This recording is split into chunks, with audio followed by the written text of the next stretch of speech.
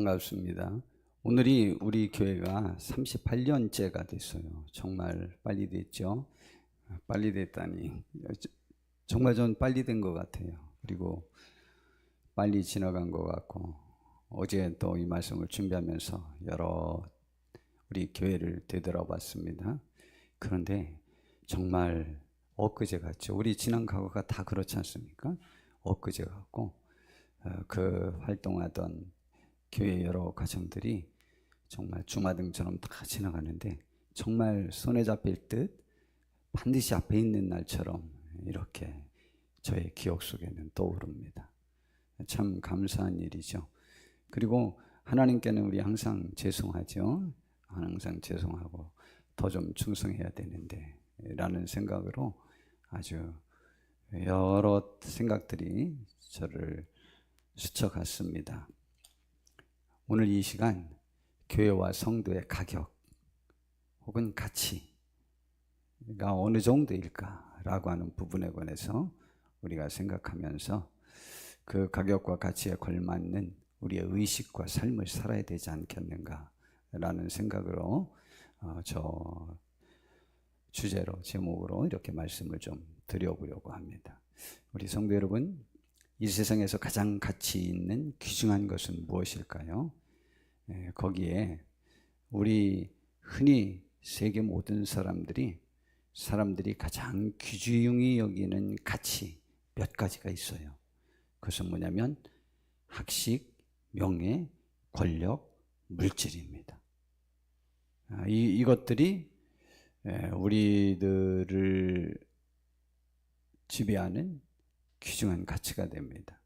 그런데 그 중에 어떤 가치가 사실은 가장 영향력이 있느냐라고 할 때에 전문가들의 의견은 물질의 가치가 가장 영향력이 있다라고 봅니다.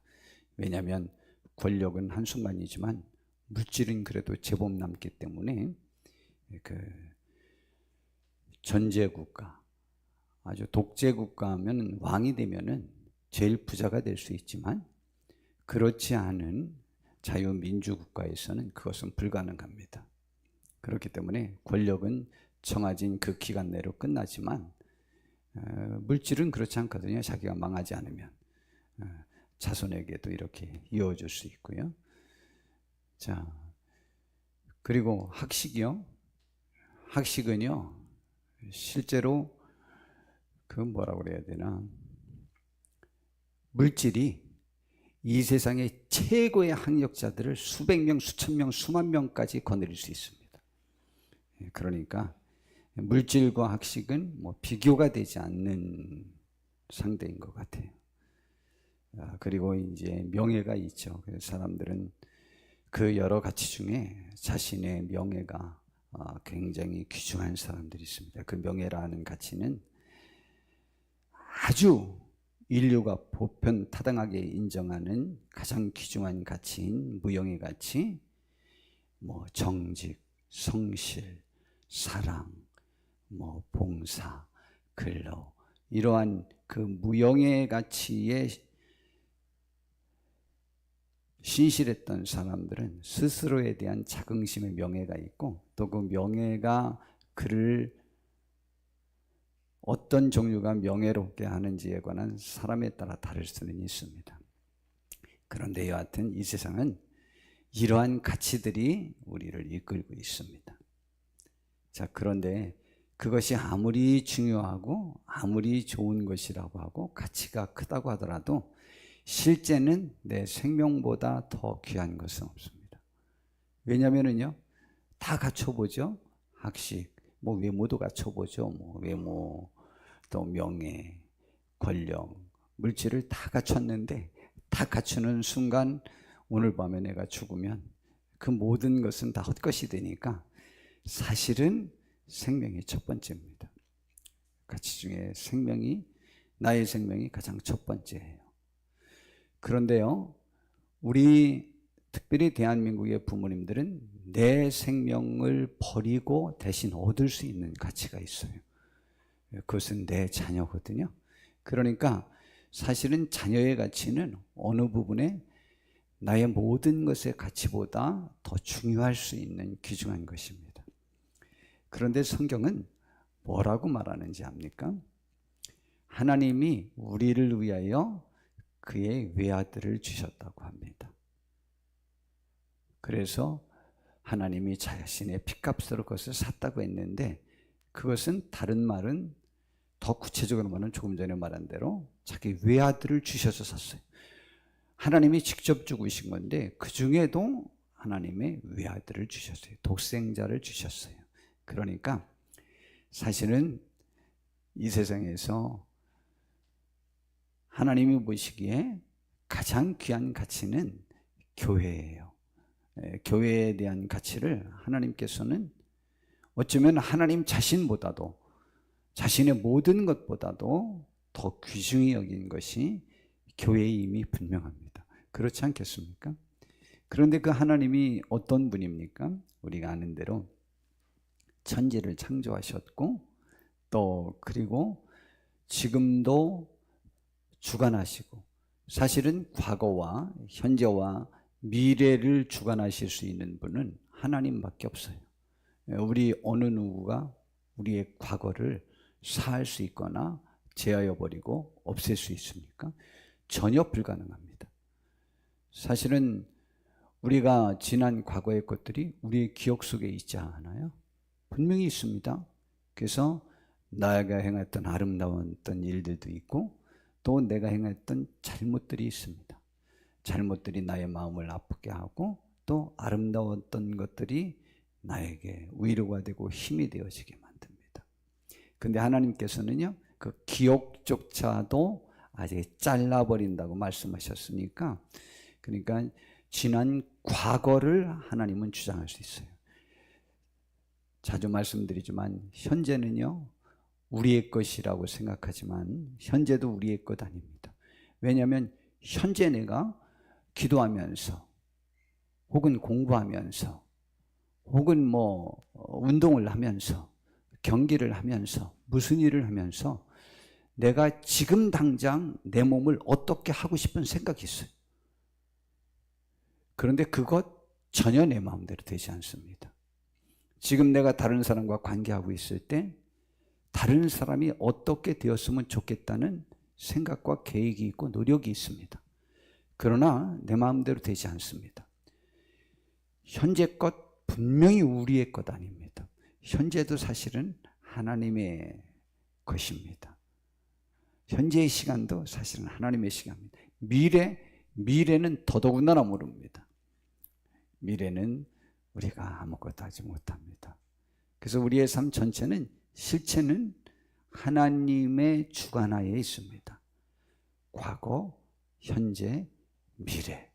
성경은 우리에게 말씀하십니다. 지난 과거의 우리의 죄를 기억하지 않으시겠다. 현재 우리를 붙잡아 주시고 힘을 붙잡아 주시고, 미래는 하나님께서 끊임없이 우리를 변호해 주시고 함께 하시겠다. 그리고 이끄시겠다는 말씀으로 전체가 성경의 기록이 그 내용입니다. 과거, 현재, 미래를 하나님께서 우리의 천국의 자녀로서의 복된 삶을 누릴 수 있도록 지켜주시겠다는 그러한 약속입니다.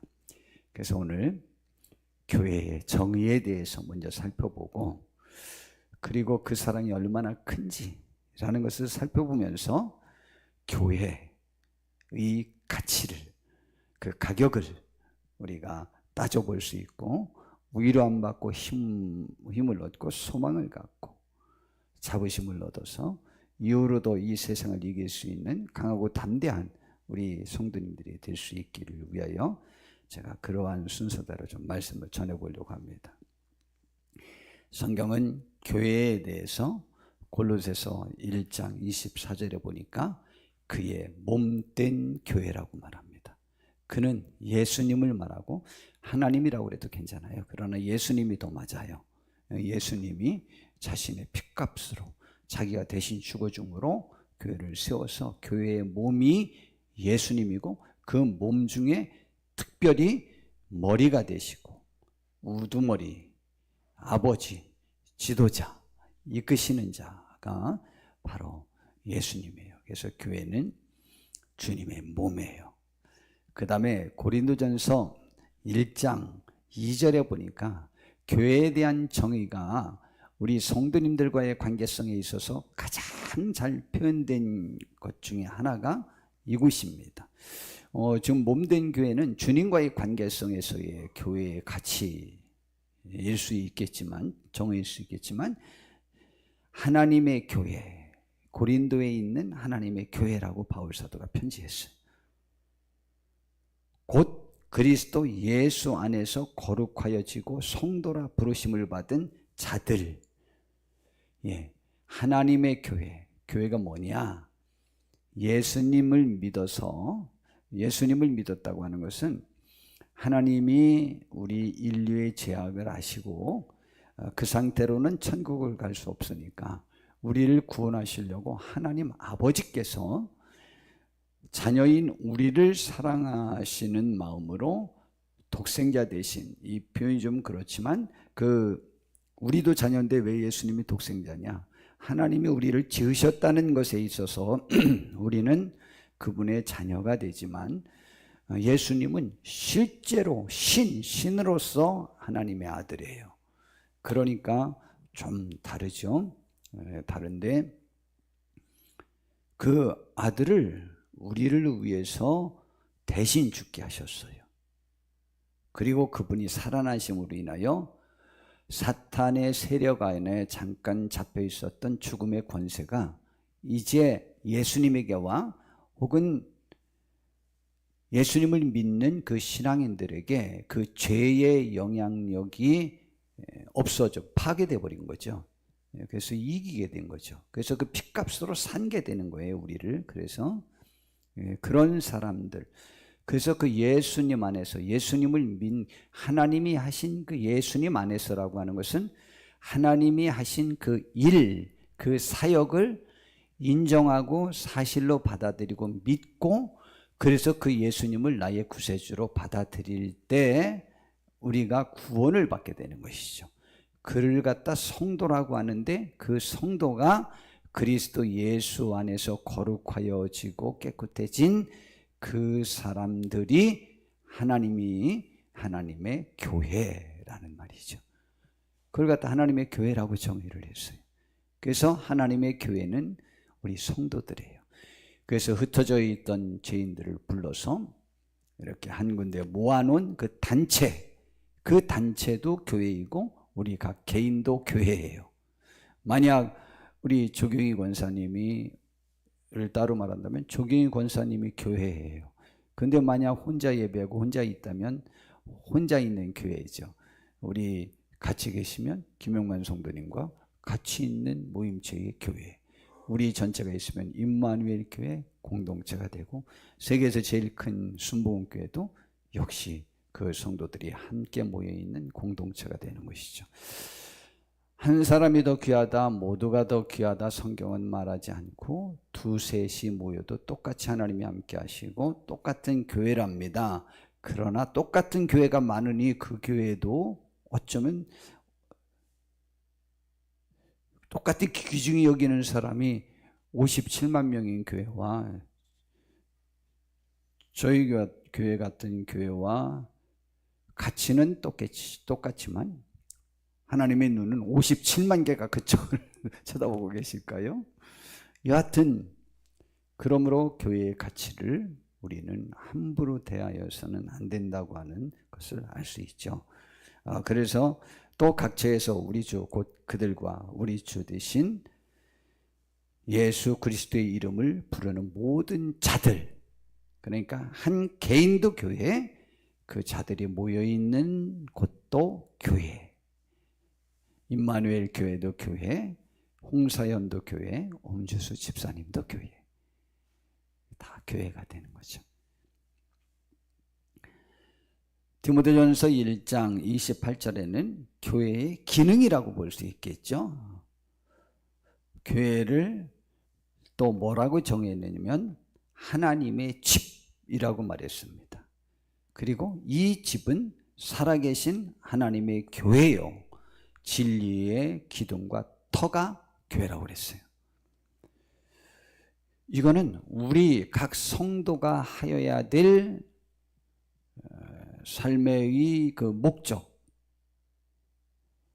우리가 무엇을 하여야 될는지 진리를 지키는 곳이 되어야 되는 거예요. 나 스스로도. 그리고 하나님의 집이라고 했어요. 이 교회가 하나님의 집이래요. 그런데 또 성전이 뭐라고요? 주의 성령님이 계신 우리 성도님들이 주의 전이 있는 성전이라고 했어요. 그러니까 고린도전서의 그 정의나 지금 이 정의가 같은데, 특별히 여기에 보니까 살아계신 하나님의 집이고 진리의 기둥과 터가 된다. 그렇다면 우리 성도님들이 이 세상에서 진리의 가치를 받쳐주는 기둥이 되어야 되고 그 주춧돌이 되어야 된다는 것이죠. 또 우리 교회에서 각자 성도님들이 그런 역할을 감당하는 축복이 있기를 정말 바랍니다.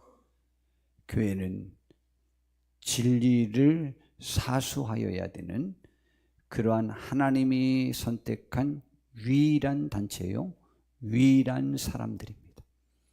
그러므로 예수 안에서, 그리스도 예수 안에서 부름을 받은 사람들이에요. 그리고 오늘 본문에 그런데 그러한 교회를 하나님이 어떻게 구해왔냐, 어떻게 얻었냐, 어떤 사람들을 세웠냐 라는 기준이 나왔어요. 그리고 무슨 방법으로 그것을 했느냐라고 하는 것인데, 오늘 본문이에요. 사도행전 20장 28절에 바울 사도가 에베소 교회 장로님들에게 마지막 고별 설교를 하면서 이런 교회니까 너희들이 앞으로 잘 하나님의 말씀 가운데 거해서 잘 지켜다오 라는 부탁을 할 때 사용하셨던 말입니다. 그런데 그래서 그때의 교회 장로님들, 지금으로 치면 목사님들입니다. 목사님들에게 부탁을 하는 거예요. 교회가 어떤 교회인지 아느냐? 그런데 너희가 그것을 어떻게 지켜야 되느냐? 여러분은 자기를 위하여. 그런데 교회를 지키기 위하여 그렇게 신경 쓰고 애쓰는 것은 자기를 위하기도 하는 거죠. 성도 여러분, 제가 목회를 하는 이유는 누구를 위해서 할까요? 제가 목회를 하는 이유는, 목사님들이 목회를 하고 목사님들이 된 이유가 무엇일까요? 하나님을 위하여, 주님을 위하여예요. 그리고 인류를 위하여예요.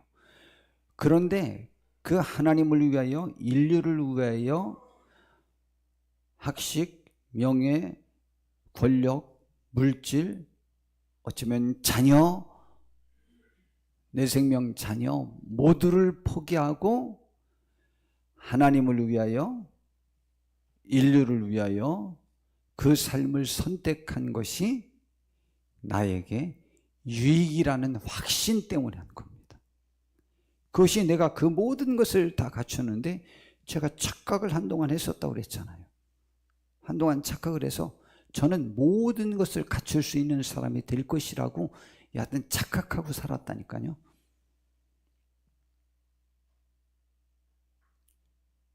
그랬는데 그것을 버릴 수 있었던 것은요, 보이는 유형의 가치를 제가 정말 조금도 아까워하지 않고 뭐 뒤로 평생에 한 번도 뒤돌아본 적이 없으니까 뒤돌아보지도 않고 후회도 없고 자부심이 생기고, 지금도 역시 똑같죠? 그렇게 되는 이유는 그것이 하나님이 원하시는 일이라 주님이 그래서 부르셨다.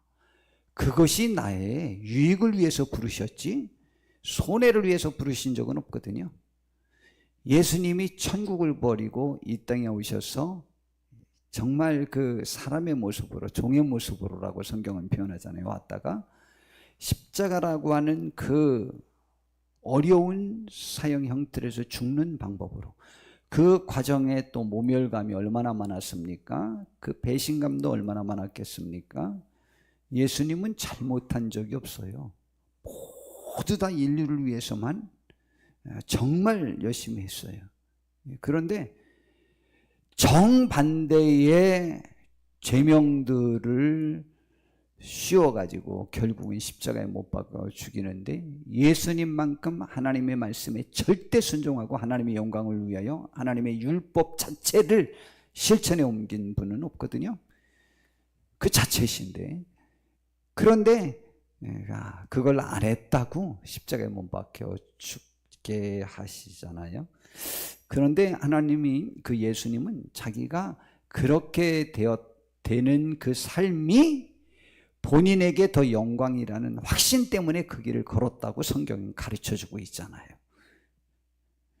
그러니까 자기를 위하여서라도 우리 성도님들 교회를 위하여, 하나님을 위하여, 이웃을 위하여, 인류를 위하여 행하는 것이 실제 그것을 위해서 하는 거예요. 하나님을 위하여, 주님을 위하여, 교회를 위하여,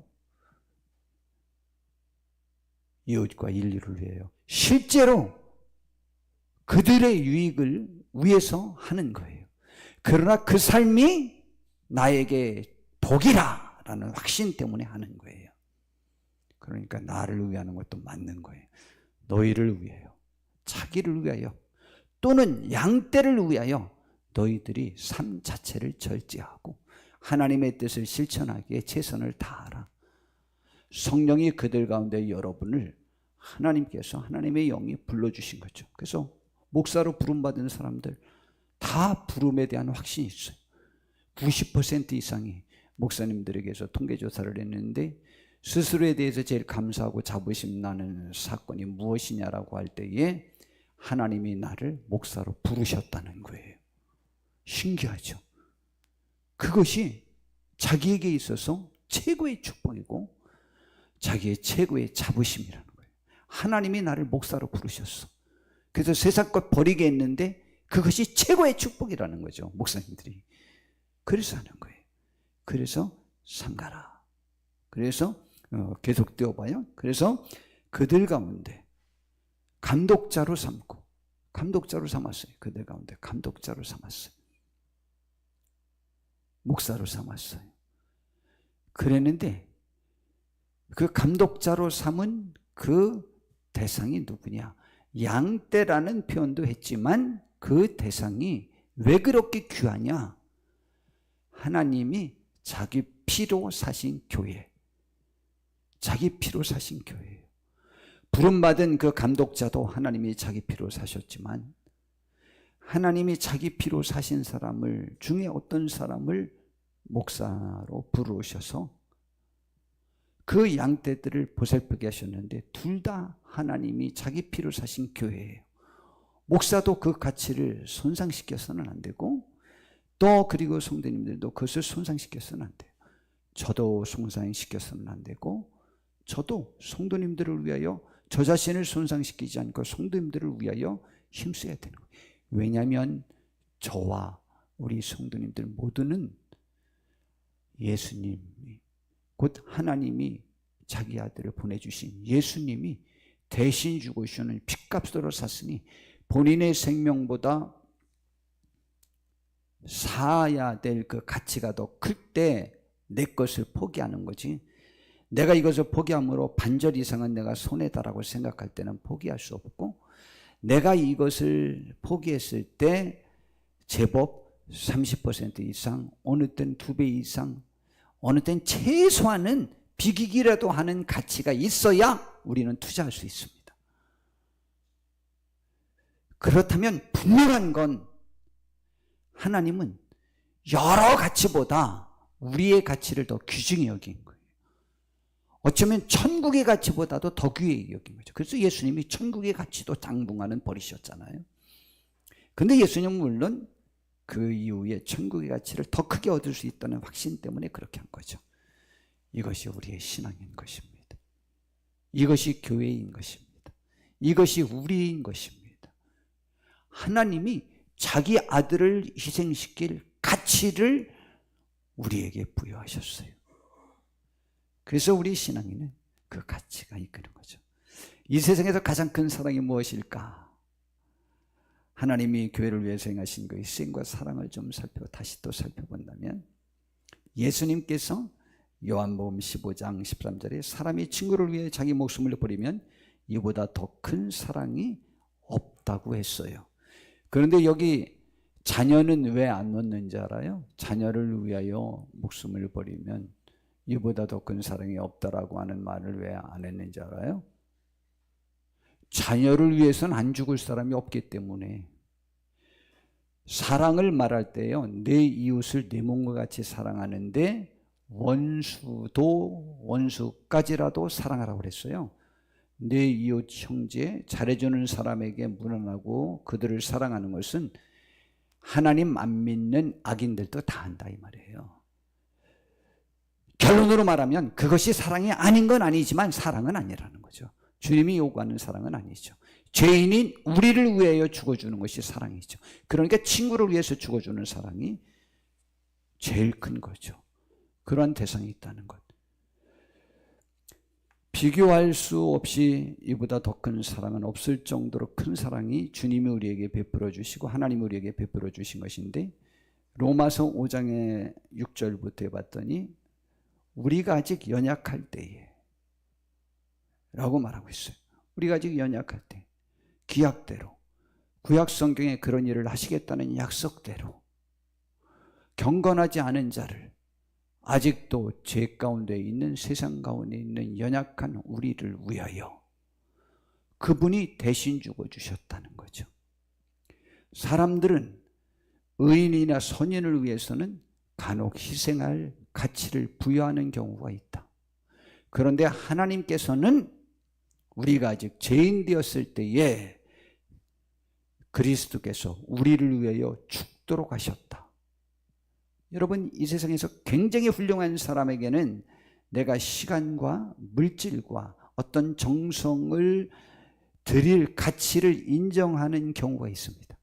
그러나 사실은 내가 이걸 지금 너 등록금 내라 라고 줬는데 그거 받는 순간 가서 도박해서 또 탕진하고 술 마시고 또 탕진하고 또 그냥 어디 가서 다 탕진해 버리면, 그것이 한 번이 아니고 지속되어지면 그에게 등록금을 대줄 의욕을 잃게 됩니다. 그런데 우리는 계속 그런 상태였었는데 하나님이 죄인이었을 때, 바로 이것을 갖다 연약할 때, 경건하지 않을 때, 죄인 되었을 때, 다 같은 표현이에요. 그랬을 때 그리스도께서 우리를 위하여 죽어주심으로 하나님이 우리를 얼마나 사랑하시는지에 대하여 그 사건으로 증명한 것이라는 것이죠. 그래서 제일 큰 사랑을 요한복음 3장 16절, 성경은 사랑의 이야기죠. 정말 아름다운 이야기, 세상이 이해할 수 없는 이야기, 아름다운 이야기를 지금 우리가 듣고 있는 것이 아름다운 이야기죠. 하나님이 세상을 이렇게 사랑하셨는데 어떻게 독생자를 주셨어요. 사랑해서. 그래서 독생자를 주셨다는 것은 그를 대신 죽이셔서 우리랑 맞바꾸기 위해서. 그래서 이는 그를 믿는 자마다 멸망하지 않고 영생을 얻게 하려 하심이라 라는 한 말씀으로 요약할 수 있는 것이죠. 하나님의 사랑 이야기를. 우리는 그 사랑 이야기의 주인공들이요, 대상들이요. 신들러 리스트의 마지막 장면을 제가 자주 말씀드리잖아요. 신들러라는 사람이 독일 사람이지만 유대인들이 가스실로 가서 죽는 그 현장을 보면서 그들이 너무 무고히 죽는다는 생각에 인류애에 사로잡혔어. 그들을 구할 수 있는 방법이 없을까를 고민했는데 군용품을 만드는 그 부대, 그때 전쟁에 쓰이는 물자를 조달하는 그 부대가 아니고 그 공장에서 직원으로 채용된 사람은 유대인이라도 가스실로 데리고 가지 않는다는 사실을 깨달았어요. 그런데 그때 그들이, 특별히 유대인들이 인신매매 경우로 팔려가는 돈의 가치가 너무 적었어요. 그래서 자기가 있는 돈을 전부 끌어모아서 신들러가 지금 가스실로 가기로 작정된, 확정된 사람들의 리스트를 그가 확보했어요. 그리고 이제 그들을 하나 둘 사서 자기 공장에서 일을 시켜서 그들을 구했습니다. 전쟁이 끝났어요. 쉰들러라는 사람을 그 기념하는 그 모임을 만들었습니다. 그 모임을 만들었는데 그 모임 중에 그를 기념하는 일이 있어요. 그때 내가 뭘 했다고 그러냐라고 했더니 사회자가 말했습니다. 여기 저 신들러 씨 때문에 그때 구원함을 받은 분 있으면 일어나 보십시오. 거기 뭐 한 500여 명이 왔는데요. 그들이 전부 일어났습니다. 아니, 옆자리에 앉아가지고 그냥 이야기하고 있었던 그 사람도 일어났어. 그가 감격했잖아요. 여러분, 우리 이 사랑 이야기.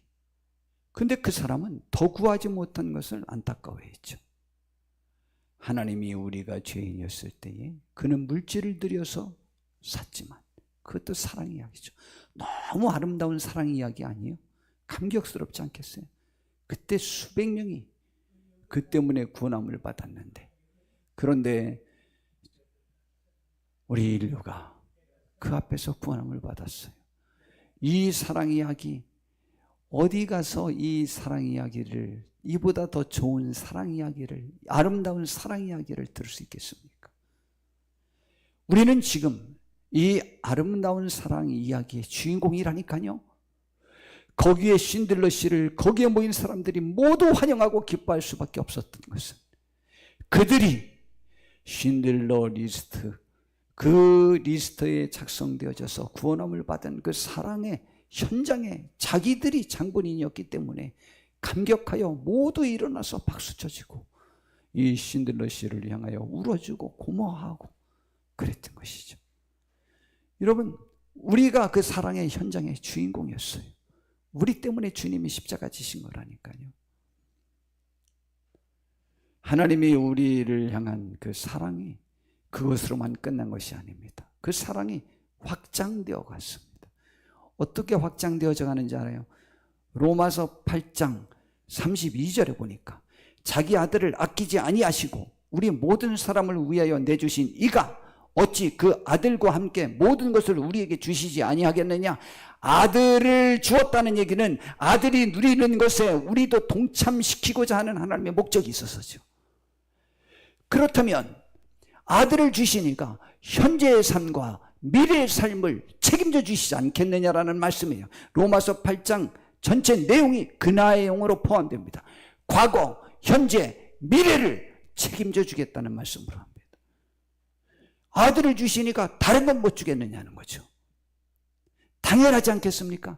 아들을 줬는데 자기의 학식, 명예, 권력, 물질 혹은 자녀보다도 더 귀중한 가치를 인정했는데 자기의 모든 것을 줬는데, 아니 과거, 현재, 미래를 책임져 주시지 않겠느냐는 것이죠.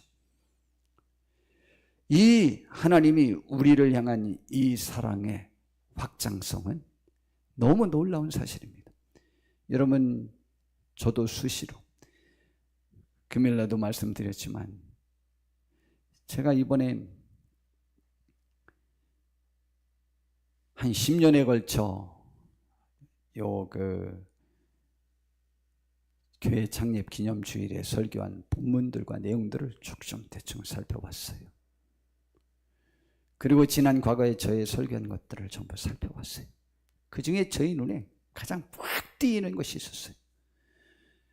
저는 작년에만 그 설교를 많이 했는지 알았더니 예수님의 제자들이 예수님을 믿지 못했고 부활한 다음에도 부활할 것이라고 그렇게 말씀하셨는데도 한 명도 믿지 않고 다 딴 데로 가 있고 부활했다도 못 믿는 그들, 그런데도 그들을 찾아가서 끝까지 설득하고 함께 해주십니다. 그리고 이 축복된 길에서 이탈하지 않도록 도와주시는 그 은혜, 주님이 세상 끝날까지 함께 하시겠다고 했는데 세상 끝날 뿐만이 아니에요. 천국에서도 우리를 위해 지금도 기도하고 변호하고 계십니다. 그러니까 이후로 모든 삶에서 하나님이 우리와 함께 하시는 것이죠. 이 정도 되면 우리 교회의 가격은 얼마일 것 같습니까? 하나님은 이 세상 전체를 만드신 분이요, 만드신 것은 이 전체 이 세상의 모든 것보다 더 가격이 많습니다. 그리고 만들어 놓고 그거 운영비가 훨씬 듭니다. 그렇지 않아요? 그런데 그 운영까지 책임져 주시는 분입니다. 그분을 포기해서 우리를 구할 가치를 느꼈다는 거죠. 그 가격이 얼만큼입니까? 우리 실제로 우리에 대한 자부심을 그렇게 가지시고, 교회에 대한 가치를, 나와 관계된 성도들을, 또한 인류를 그 가치로 우리의 눈을 띄어져서 볼 수 있는 축복이 있기를 정말 바랍니다. 이 부름받은 사람들의 자기에 대한 인식이 있습니다. 특별히 크게 부름받고 크게 인식하는 사람들일수록 자기가 죄에 대한 깊은 인식이 있었습니다. 그래서 바울 사도는 디모데전서 1장 15절에 자기는 죄인 중에 괴수, 우두머리 같다고 했습니다. 그리고 그 의식이 뭐라고 표현했느냐? 그럼 바울 사도가 죄를 많이 졌냐? 교회를 핍박했다? 그러나 그는 도덕적 삶 속에서 그의 잘못을 그는 평생에 한 가지라도 발견할 수 없었다고 그랬습니다. 그도 자기의 확신 때문에, 이론 때문에 그렇게 잠깐 사로잡혔던 거예요. 그리고 바울 사도는 그래서 그러한 자기를 구원해줬기 때문에 로마서 1장 14절에 보니까 헬라인에게나 유대인에게나 나는 다 빚진 자라. 굳이 말하면 예수님을 믿지 않는 사람에게나 예수님을 믿었던 사람들에게나 누구에게나 나는 빚졌다. 더 이 사랑의 빚을 나는 갚아야 된다라고 생각했어요. 우리는 주께로부터 받은 사랑을 얼마나 이 세상에 갚으셨습니까? 그래서 구원받은 사람은 고린도후서 5장 14절에 보니까 그리스도의 사랑이 우리를 강건하시는도다. 사랑이 우리를 이끄는 거죠. 이 세상에 너무 많은 사람들이 억울함과 원망과 미움과 한탄의 이끌림을 받아서 자기 삶을 망가뜨립니다. 이번에도 동거했는지 뭐 했던 사람, 그 집에서 막 같이 나가자고 해서 안 나간다고 막 힘을 나부시고 텔레비전 보시고 막 그래서 경찰에 신고해서 그렇게 했더니 조사를 받고 가서 1시간 내로 그 여인을 살해했습니다. 원한이죠. 이것이 나를 버려 이제 헤어지자고 그랬다고. 그래서 화가 났다는 것이죠. 우리의 삶 속에서 이 세상 삶의 어려움에 그 눈물을 씻고 잊을 수 있는 더 큰 하나님의 사랑이 우리를 빚진 자로 이끌 때 그는 복이 있는 사람이죠. 내가 마음에 빚이 있는데 난 그에게 사랑의 빚을 졌어 라고 하는 빚이 너무 많을 때 그는 복된 삶을 살 수 있습니다. 세상을 이길 수 있는 힘이 있는 거죠. 반대인 경우는 굉장히 세상을 견디기 힘든 거죠. 우리는 이 그리스도의 사랑으로 세상을 이길 수 있는 사람들 되기를 바랍니다. 그러한 사람들의 삶의 모습이 있어요. 우리는 선한 일을 위하여 부름받은 사람들이에요.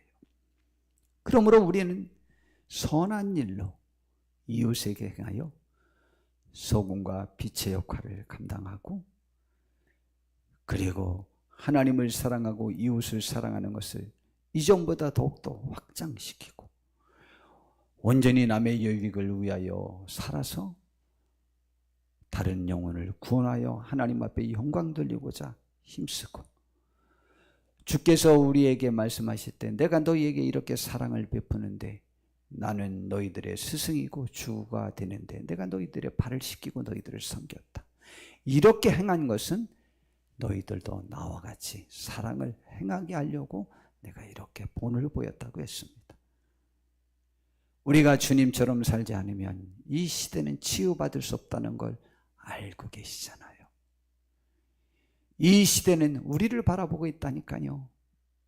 주의 사랑 받은 사람답게 사는 모습, 저도 그렇게 못 살 때 마음이 아픈 거죠. 우리가 이제 한 걸음 더 빛의 본분, 소금의 본분, 하나님의 아들다운 그러한 모습으로 살아서 이 시대의 고통과 신음을 치유할 수 있는 복된 저와 우리 모두, 교회, 바로 그런 교회가 될 수 있게 되길 바랍니다. 하나님은 그래서 이 세상에 성도님들을 부르신 것이고 교회를 세우신 것입니다. 그 임무를 잘 감당하는데 주께서 함께 하시겠다고 약속하셨사오니, 그러니 지금 우리가 힘들고 어려워도 다시 한번 일어나서 그 사랑의 발걸음을 옮길 수 있는 복된 우리 모두가 되기를 진심으로 바랍니다. 기도하겠습니다. 주님, 귀한 사랑의 이끄심을 받는 우리들, 그 사랑의 벅차, 그 사랑의 실천을 나도 옮기지 않고는 견딜 수 없는 심령을 우리에게 주셔서 하나님께 영광 돌리고 이 시대를 치유할 수 있고 나도 복된 삶을 살 수 있는 귀한 삶이 우리 성도님들의 모든 삶이, 저의 삶이 될 수 있도록 더욱 복 주시옵소서. 우리를 주님의 몸된 교회로 받아주심을 감사드리고 하나님의 자녀로 받아주심을 감사합니다. 복된 삶이 되도록 이끄소서. 예수님의 이름으로 기도드렸습니다. 아멘.